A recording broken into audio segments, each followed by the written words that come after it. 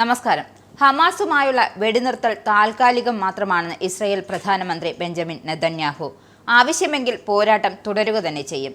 ലെബനിലും സിറിയയിലും ഇസ്രായേലിനുമുണ്ടായ സൈനിക വിജയമാണ് ഹമാസിനെ വെടിനിർത്തലിന് പ്രേരിപ്പിച്ചതെന്നും ഇസ്രായേലിന് പോരാട്ടം തുടരാൻ അവകാശമുണ്ടെന്നും വെടിനിർത്തൽ കരാർ നടപ്പിലാക്കാൻ കഴിഞ്ഞുവെന്നും നെതന്യാഹു പറയുന്നു. താൽക്കാലികമാണെങ്കിലും ഇസ്രായേലും ഹമാസും തമ്മിലുള്ള വെടിനിർത്തൽ കരാർ ഇന്നു മുതൽ പ്രാബല്യത്തിൽ വരുമെന്നും ഖത്തർ വിദേശകാര്യമന്ത്രി വക്താവ് അറിയിച്ചു. 6 മണിക്കൂറിലധികം നീണ്ട ചർച്ചകൾക്കൊടുവിലാണ് കരാർ ഇസ്രായേൽ മന്ത്രിസഭ അംഗീകരിച്ചത്. ഹമാസ് ഉറപ്പുകൾ പാലിച്ചില്ലെങ്കിൽ പോരാട്ടം തുടരുമെന്നും ഇസ്രായേൽ പ്രധാനമന്ത്രി ബെഞ്ചമിൻ നെതന്യാഹു മുന്നറിയിപ്പ് നൽകി. ലെബനിലും സിറിയയിലും ഇസ്രായേലിനുമുണ്ടായ സൈനിക വിജയമാണ് ഹമാസിനെ വെടിനിർത്തലിന് പ്രേരിപ്പിച്ചത്. മോചിപ്പിക്കുന്ന ബന്ദികളുടെ വിവരങ്ങൾ ഹമാസ് ഇതുവരെയും നൽകിയില്ലെന്നും ബെഞ്ചമിൻ നെതന്യാഹു ആരോപിച്ചു. ഇതിന് പിന്നാലെയാണ് മുന്നറിയിപ്പ് നൽകിയത്. കരാർ പ്രകാരം ബന്ദികളായ 33 ഇസ്രായേൽ പൗരന്മാരെ ഹമാസ് മോചിപ്പിക്കുമ്പോൾ വിവിധ ജയിലുകളിലായി തടവിലാക്കപ്പെട്ട 2000 പലസ്തീൻ പൗരന്മാരെയാകും ഇസ്രായേൽ മോചിപ്പിക്കുക. 6 ആഴ്ച നീണ്ടു നിൽക്കുന്ന ഒന്നാം ഘട്ടം മോചിപ്പിക്കുന്ന 33 പേരുടെ പേരുവിവരങ്ങൾ മോചനത്തിന് 24 മണിക്കൂർ മുമ്പ് വിവരങ്ങൾ നൽകേണ്ടതാണെന്നും എന്നാൽ ഹമാസിന്റെ ഭാഗത്തു നിന്നും അതുണ്ടായില്ല. കരാർ ലംഘനം അനുവദിക്കില്ലെന്നും എക്സിലൂടെ വ്യക്തമാക്കി. US നിയുക്ത പ്രസിഡന്റ് ഡൊണാൾഡ് ട്രംപിന്റെ പിന്തുണ തനിക്കുണ്ടെന്നും അദ്ദേഹം പറയുന്നുണ്ട്. നേരത്തെ വിട്ടയക്കുന്ന ബന്ദികളുടെ പേരുകൾ ഹമാസ് പുറത്തുവിടാതെ വെടിനിർത്തൽ ഇല്ലെന്നാണ് ഇസ്രായേൽ പ്രധാനമന്ത്രി അറിയിച്ചത്.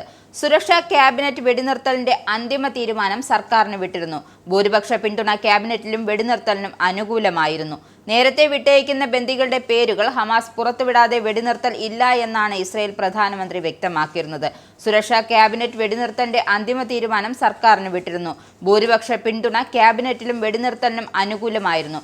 ഇസ്രായേൽ സമയം ഞായറാഴ്ച രാവിലെ 8:30 ബന്ദി കൈമാറ്റത്തിന് ധാരണയായിട്ടുള്ളത്. എന്നാൽ ആരെയൊക്കെയാണ് കൈമാറ്റം ചെയ്യുന്നത് എന്നത് സംബന്ധിച്ച ലിസ്റ്റ് ഹമാസിന്റെ പക്കൽ നിന്നും തങ്ങൾക്ക് ലഭിച്ചിട്ടില്ലെന്നും ഇത് കരാർ ലംഘനമാണോ എന്നാണ് ഇസ്രായേൽ വ്യക്തമാക്കുന്നത്.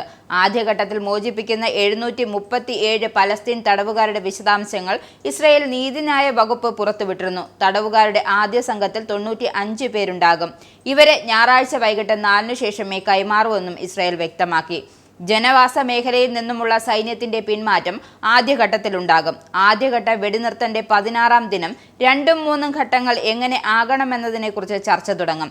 ഖത്തർ, US, ഈജിപ്റ്റ് എന്നീ മധ്യരാജ്യങ്ങളുടെ 8 മാസത്തെ ശ്രമഫലമായുണ്ടായ വെടിനിർത്തൽ കരാറിന് വെള്ളിയാഴ്ച രാത്രി വൈകിയാണ് ഇസ്രായേൽ മന്ത്രിസഭ അംഗീകാരം നൽകിയത്.